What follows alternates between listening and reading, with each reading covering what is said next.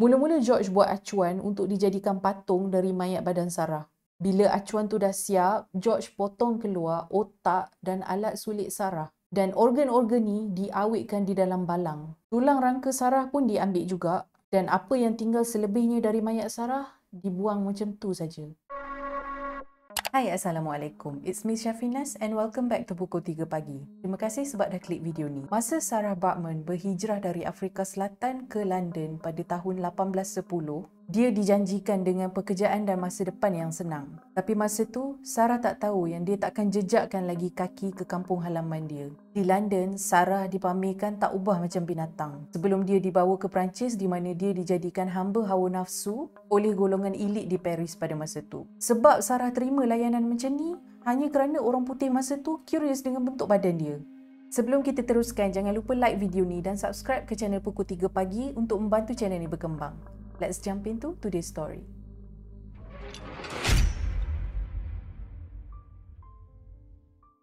Sarah Baartman yang berasal dari suku kaum Khoikhoi lahir pada tahun 1789 di Afrika Selatan dan masa ni Afrika Selatan masih lagi di bawah jajahan Belanda. Ibu Sarah meninggal masa Sarah ni masih lagi bayi dan ayah Sarah pula meninggal dalam satu pergaduhan antara puak masa Sarah masih lagi kecil. Jadi nak tak nak, seawal umur 10 tahun lagi Sarah dah mula hidup berdikari dan bekerja untuk menampung diri dia dan adik-beradik dia. Mula-mula Sarah bekerja di ladang milik orang Belanda yang menetap dekat kawasan tu. Lepas tu bila Sarah ni dah masuk usia belasan tahun, Sarah mendapat kerja sebagai seorang pembantu rumah dengan sebuah keluarga pedagang Belanda. Pedagang yang ambil Sarah kerja dekat rumah dia ni, nama dia Peter Caesar. Peter ni ada abang yang bernama Hendrik Caesar. Tak lama lepas Sarah bekerja dekat rumah Peter, Hendrik bagi tahu dekat Peter yang dia perlukan pembantu rumah baru sebab isteri si Hendrik ni tak lama lagi nak bersalin. Jadi Peter pun hantarlah Sarah ke rumah Hendrik untuk kerja dekat sana, tolong isteri Hendrik jaga baby diorang. Masa ni Sarah tak tahu lagi yang pertemuan dia dengan Hendrik ni lah akan jadi satu titik perubahan dalam perjalanan hidup Sarah yang pendek tapi menyayat hati.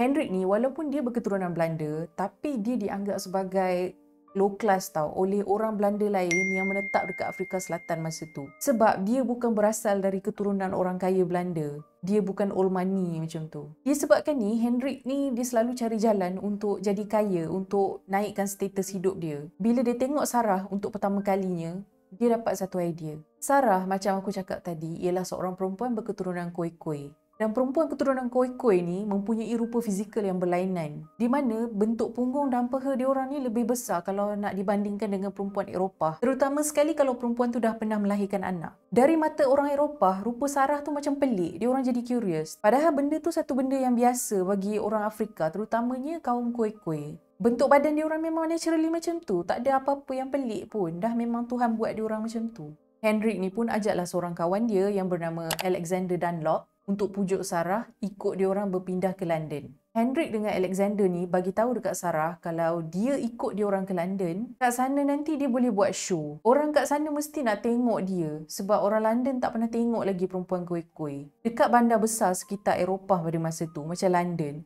freak show ni macam satu bentuk hiburan yang famous tau. Freak show ni persembahan yang melibatkan orang-orang yang berlainan fizikal macam orang kerdil, kembar siam dan persembahan diorang ni selalunya berbentuk sarkas.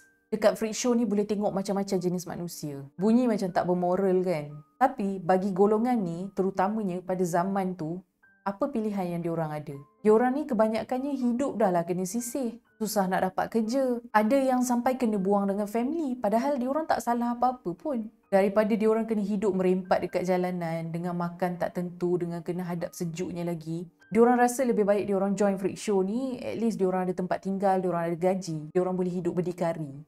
Berbalik pada cerita Sarah ni, mula-mula Sarah memang tak nak pergi London sebab dia tak pernah pergi jauh dari kampung halaman dia. Tapi Hendrik dengan Alexander ni pujuk dia lagi. Diorang janji dengan Sarah yang dia akan ada dekat London paling lama pun 5 tahun je. Lepas 5 tahun nanti, bila Sarah dah buat duit banyak-banyak dekat London, dia balik Cape Town nanti dia dah senang dah. Dia boleh sara adik-beradik dia tanpa mengharapkan siapa-siapa. Macam itulah janji diorang pada Sarah. Sarah pun lepas dia fikir-fikir, dia dah tak ada siapa-siapa dekat Cape Town. Suami dengan anak-anak dia pun dah meninggal. So last Sarah setuju untuk ikut Hendrik dengan Alexander. Pada 20 Mac tahun 1810, berangkatlah Sarah bersama Hendrik dan Alexander ke kota London. Sampai je kat London, Hendrik ni dia fikir nak buat duit je. So, dia terus buat hal. Hendrik cuba jual Sarah dekat sebuah museum. Tapi museum tu tolak offer Hendrik sebab diorang tak pamerkan spesimen manusia yang masih hidup. Kalau dah mati, diorang ambil. Lepas tak jadi jual Sarah, Hendrik pun mulalah iklankan show untuk Sarah di sekitar London. Mula-mula, Sarah ingatkan masa show nanti dia akan dipamerkan dengan glamour lah, dengan pakai baju cantik-cantik semua. Tapi lain jadinya. Sarah tak tahu yang Hendrik ada plan lain untuk dia. Sarah dimasukkan ke dalam sangkar dan dia ditayang macam seekor binatang. Macam freak show yang aku cakap tadi tu lah. Selain tu, Sarah dipaksa untuk membuat persembahan yang memalukan diri dia. Dan setiap kali Sarah tak nak bagi kerjasama, dia akan dipukul dan diseksa. Tak cukup dengan tu, penonton yang datang menonton Sarah dibenarkan untuk menyentuh punggung dan badan Sarah dengan bayaran serendah 5 sen. Kegiatan tak semenggah Hendrik ni telah menarik perhatian aktivis anti-perhambaan di London pada masa tu. Dan akibatnya, tak lama lepas tu, Hendrik terus didakwa di mahkamah. Golongan aktivis ni cuba nak selamatkan Sarah dari eksploitasi Hendrik. Tapi bila Sarah disoal dekat mahkamah, dia bagi tahu yang selama ni dia buat persembahan tu semua dengan rela hati. Dia bela Hendrik. Mungkin sebab Sarah ni takut sebab dia bukan ada siapa-siapa dekat London selain daripada Hendrik. Sarah bagi keterangan dekat mahkamah yang dia bukan seorang hamba dan show yang dia buat selama ni atas persetujuan dia. Masa ni juga Hendrik tunjuk dekat mahkamah kontrak pekerjaan antara dia dengan Sarah yang telah ditandatangani oleh Sarah. Tapi berkemungkinan besar Sarah sendiri tak tahu tau apa dokumen yang dia sign tu sebab Sarah ni seorang yang buta huruf. Most probably masa dia sign dokumen tu sebelum dia bergerak ke London dulu, dia just ikut je cakap Hendrik. Dia tak tahu pun apa yang dia sign. Lepas tu mahkamah pun memutuskan yang Hendrik tak bersalah dan Sarah pun terbukti bukan seorang hamba dan Hendrik cuma diberikan amaran oleh mahkamah yang dia dah tak boleh buat show dan pamerkan Sarah macam yang dia buat sebelum ni. Sejak dari kes ni, populariti Sarah dekat London menurun. Orang dah tak nak tengok show dia. Pada tahun 1814, Hendrik membawa Sarah ke Perancis sebab masa tu dekat Perancis undang-undang perhambaan masih belum ketat lagi. Sampai saja di Perancis, Hendrik terus menjual Sarah kepada seorang lelaki yang bernama John Roe. John Roe ialah seorang pelatih haiwan sarkas. Lepas ni, Sarah dah tak jumpa Hendrik lagi dah. Lepas Sarah dijual pada John Roe, hidup dia jadi makin sadis. Tak macam di London, masa ni Perancis belum ada undang-undang anti perhambaan. Jadi, John Roe ni boleh buat apa saja yang dia nak pada Sarah yang berbangsa kulit hitam. John Roe paksa Sarah pakai collar besi. Tak ubah macam haiwan sarkas lain bawah jagaan John Roe. Sarah dipamerkan setiap hari dari pagi sampailah ke malam dan Sarah tak diberikan sebarang bayaran. Dulu masa Sarah kerja bawah Hendrik, at least hidup dia selesa tau. Dia ada gaji, dia ada duit sendiri. Dia siap ada pembantu rumah dia sendiri tau. Tapi life dia dekat Paris teruk sangat. Tak cukup dengan tu, John Roe paksa Sarah tayangkan badan dia sepenuhnya dalam majlis dan parti yang melibatkan golongan kelas atasan. Paling teruk sekali, John Roe ni sanggup lacurkan Sarah kat klien VIP dia. Kiranya John Roe ni digunakan Sarah sehabis-habisnya, asalkan dia boleh buat duit. Sarah juga selalu dijadikan bahan kajian pseudoscience yang bersifat rasis. Masa ni, saintis barat masih beria-ia nak buktikan yang tinggi rendahnya tamadun dan kesempurnaan akal satu-satu bangsa tu bergantung pada ciri fizikal mereka, terutamanya warna kulit. Setiap inci badan Sarah diukur dan direkod dan mereka selalu membandingkan Sarah dengan ciri fizikal orang utan. Sarah hidup dalam keadaan daif dan tertekan. Dia dimalukan, dilacurkan. John Roe buat Sarah ni macam tak ada nilai langsung. Pada 27 Disember tahun 1815, pada usia semuda 26 tahun, Sarah akhirnya meninggal dunia.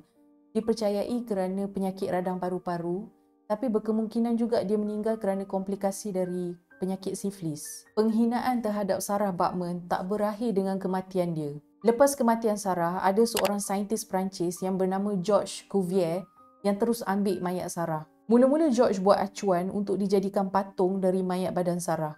Bila acuan tu dah siap, George potong keluar otak dan alat sulit Sarah. Dan organ-organ ni diawetkan di dalam balang. Tulang rangka Sarah pun diambil juga. Dan apa yang tinggal selebihnya dari mayat Sarah dibuang macam tu saja. Macam mana tubuh badan Sarah dieksploitasi masa hidup dia, macam itulah juga patung, rangka dan organ-organ Sarah dijadikan bahan tontonan umum di National Museum of Natural History di Perancis sampailah ke tahun 1976.